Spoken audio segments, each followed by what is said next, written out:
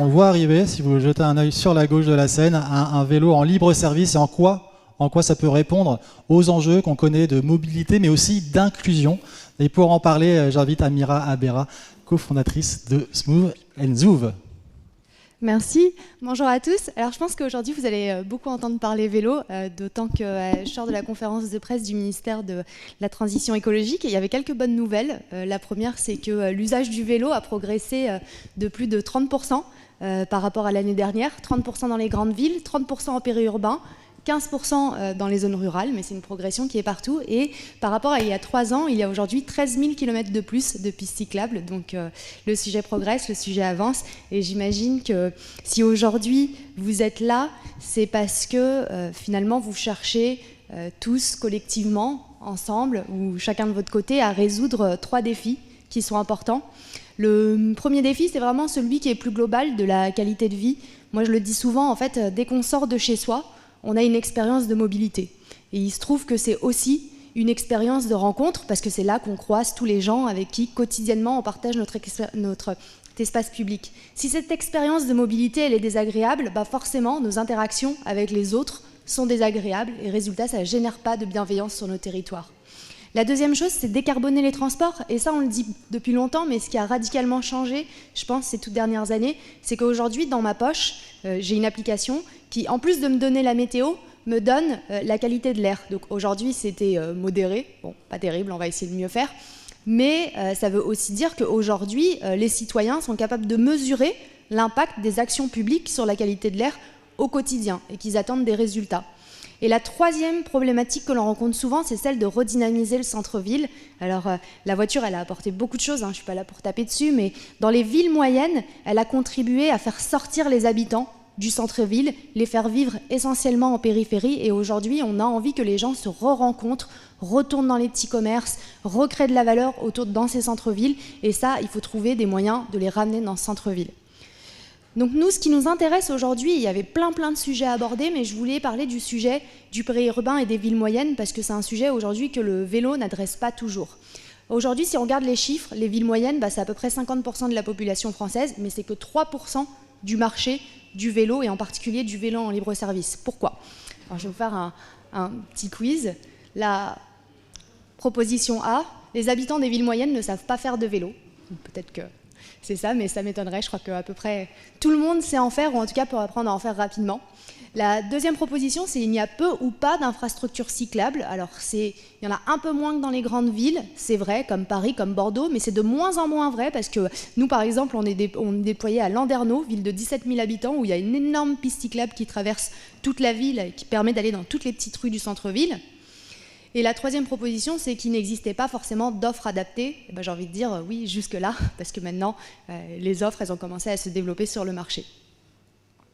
Alors, comment est-ce qu'on fait pour aller davantage dans les villes moyennes et dans le périurbain? Alors, nous, on a identifié 3 pistes d'action. La première, c'est qu'il faut impérativement s'adresser à tous les usagers et à tous les usages. La première chose, c'est qu'on va devoir adresser toutes les durées possibles de services de vélo dont les citoyens vont avoir besoin. Parfois, je peux avoir besoin d'un vélo pour 10 minutes juste pour aller rejoindre des copains pour prendre un verre. Parfois, je vais avoir besoin d'un vélo une semaine dans une ville parce que je suis venue passer des vacances et que du coup, au lieu de me déplacer en voiture tout du long et de perdre du temps, j'ai préféré me déplacer en vélo. Et puis parfois, je vais avoir besoin d'un vélo 10 mois dans l'année parce que j'ai envie de m'en servir pour me rendre au travail quotidiennement. C'est aussi adresser, et j'y viens, tous les types de trajets, que ce soit un trajet loisir, un trajet domicile-travail, un trajet pour aller rejoindre les transports en commun. Et puis enfin, c'est adresser tous les territoires sur une ville, son centre-ville, sa périphérie. Et pour faire cela, c'est ultra important d'être connecté au transport public. Et ça veut dire que le vélo ne doit pas être vu comme quelque chose qu'on ajoute à notre politique de mobilité, mais comme quelque chose qui peut être central dans cette politique-là et qui va nous permettre finalement de connecter tous les habitants au transport public et aussi de les ramener au transport public. Un exemple, nous on est déployés sur le plateau de Saclay, donc zone périurbaine de la région parisienne, et 70% de nos trajets commencent ou terminent à une gare de RER B. Donc l'usage principal, c'est vraiment du multimodal pour connecter les gens au mode de transport lourd. Ensuite, la deuxième chose qu'il faut faire, c'est proposer une expérience utilisateur qui est attractive. Parce que finalement, si en tant qu'utilisateur, je suis mieux dans ma voiture que sur mon vélo, ben, je n'ai pas forcément d'avoir envie d'en faire, et certainement pas tous les jours. Donc ça veut dire qu'il faut proposer des solutions qui sont confortables pour l'utilisateur, qui sont même, je dirais même plus que ça, qui sont plaisantes, drôles, où on passe un réel moment de joie sur son trajet domicile-travail. Mais c'est aussi une expérience qui est sécurisante. Donc ça, c'est le matériel technique, mais aussi les infrastructures. Et ça, c'est aussi quelque chose que l'on peut faire beaucoup avec la maîtrise de la donnée. Aujourd'hui, la plupart des offres de vélo, y compris la nôtre, et nous on est allé assez loin là-dedans, c'est que notre vélo il est connecté, et du coup il collecte tout un tas de données. Il va collecter des données sur son propre état, par exemple, dire attention, mes pneus commencent à dégonfler, il serait temps de venir les changer ou les regonfler. Il va connecter des données sur l'état de la route, par exemple, et d'être capable de dire sur telle route il y a des nids de poules, et il va être capable aussi de dire finalement si tu fais telle et telle action en maintenance préventive, ça va coûter moins cher comme service, et du coup tu vas pouvoir le déployer de manière plus globale. Et nous, on croit vraiment que la technologie est une réponse apportée à ces défis. Je vous donne un exemple. Récemment, par exemple, Apple a résolu le problème des bagages perdus.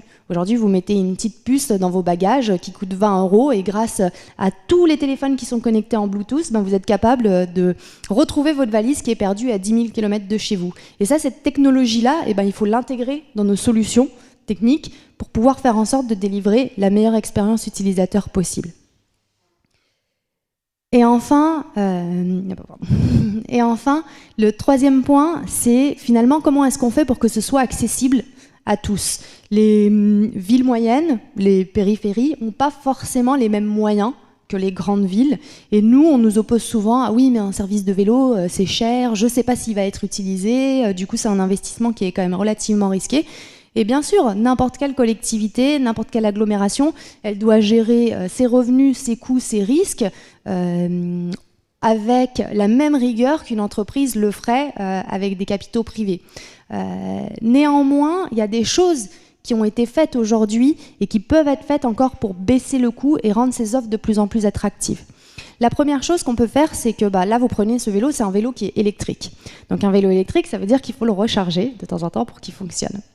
Pour le recharger, il y a deux options. Soit je fais ce qu'on appelle du battery swapping, je vais remplacer sa batterie quand elle est vide. Ou la deuxième option, c'est je mets en place une infrastructure de recharge, un peu comme les bornes de recharge pour les voitures, mais pour les vélos. Une borne de recharge Vélib, par exemple, c'est 50 000 €. Nous, on a cherché à développer une technologie qui permet de réduire par 12 ce prix-là pour faire en sorte qu'on puisse installer des bornes de recharge dans les villes et du coup proposer des bornes de recharge à destination des villes pour à peu près 4 000 €. La deuxième chose qu'on peut faire, c'est réduire le risque de la collectivité sur l'usage. C'est forcément un pari quand on installe une infrastructure de savoir comment est-ce que le service va être utilisé.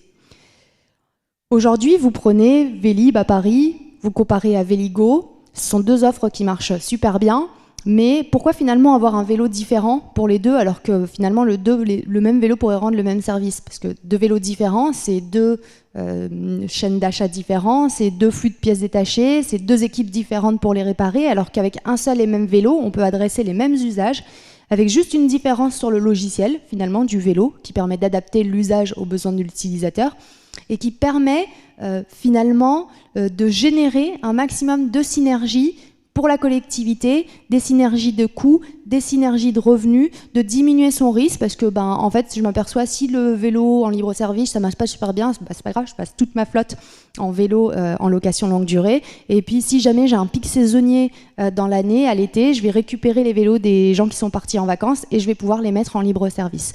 Donc tout ça, c'est des choses qui permettent finalement de rendre ce type de service accessible à la collectivité. Et du coup, écoutez, comme on est un peu là pour faire sa pub, il faut pas se mentir. Je vous invite à venir nous voir sur notre stand qui est pas très loin. Et on a aussi ramené des vélos et des stations qu'on sera ravis de vous montrer et de vous faire essayer. Donc merci beaucoup pour votre attention.